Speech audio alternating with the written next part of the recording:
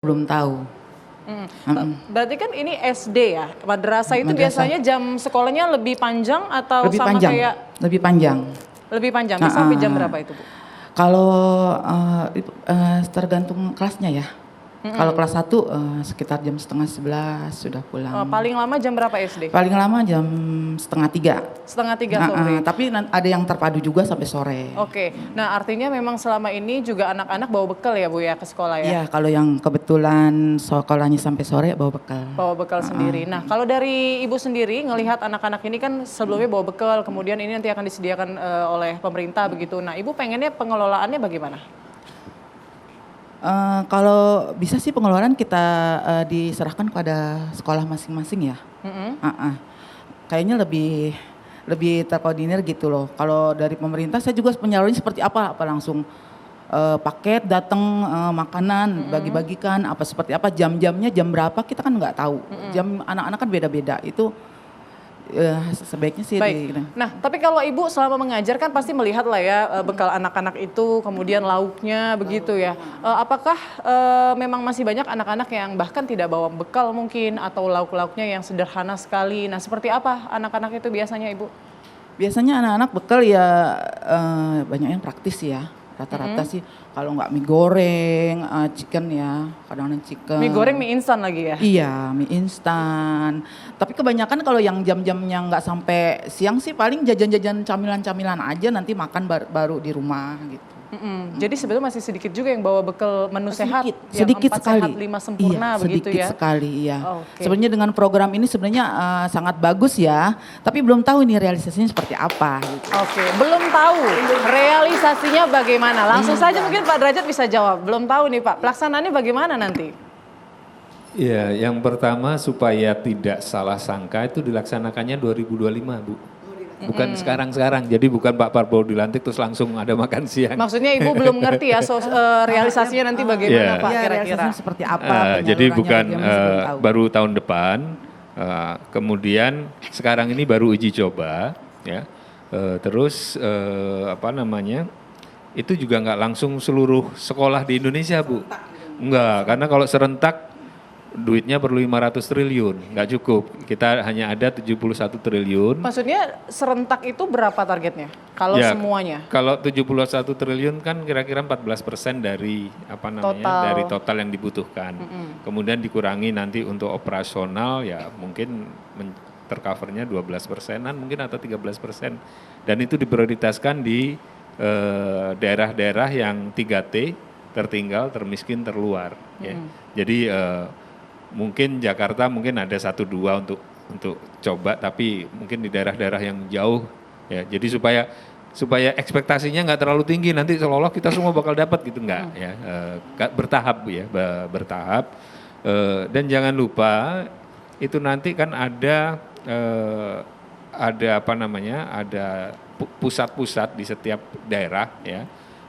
Itu di situ mungkin ada 3, 4, 5 orang, saya nggak tahu nanti yang Badan Gizi Nasional yang akan memutuskan, itu yang mengelola. Jadi dia nanti yang akan katakanlah pembeliannya dari sekitar sekolah itu di mana dan sebagainya, dia akan mengatur, itu diserahkan ke sana dan mereka digaji oleh negara. Jadi secara nggak langsung sudah menciptakan lapangan pekerjaan bagi mereka-mereka yang ada di pusat-pusat tadi, ya.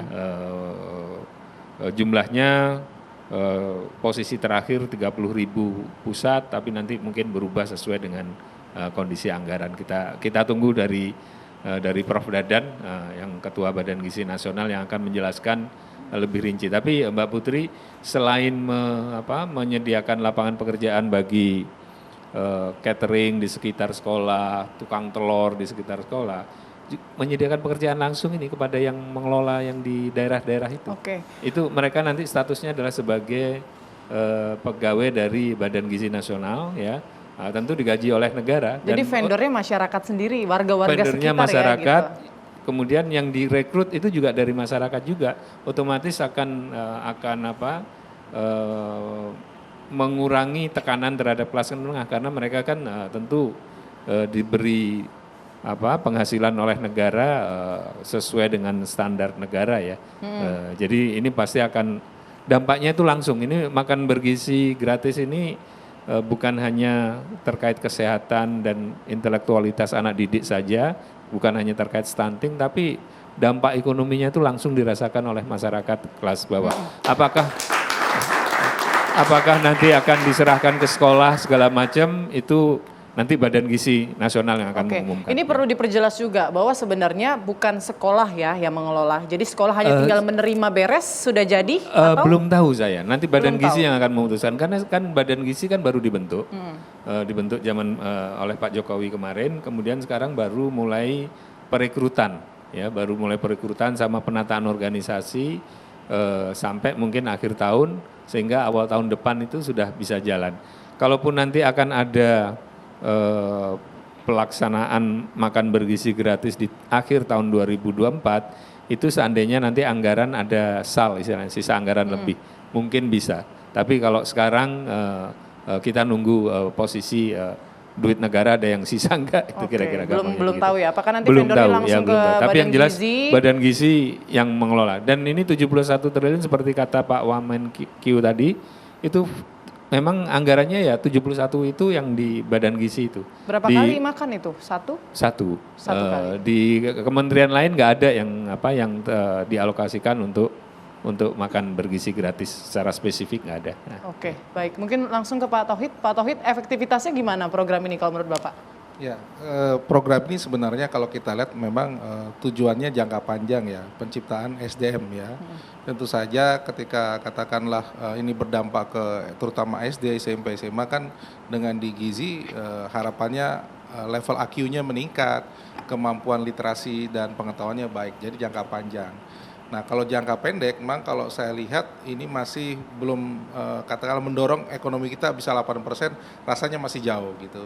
Hasil studinya dilakukan oleh Kementerian Keuangan, tambahannya sekitar 0,1% PDB dan ada lembaga studi, ya ini Indef gitu, 0,06% PDB. Artinya dampaknya kalau modalnya 71 triliun berarti ke 0,1 ya sekitar 20 triliun begitu. Kenapa belum bisa dampak besar? Karena ini kebanyakan ya sektor yang terkait itu sektor yang dampak langsung dan pendek jalurnya. Karena larinya ke konsumsi begitu ya. Sektornya misalnya ke pertanian dan sebagainya itu langsung diolah langsung jadi.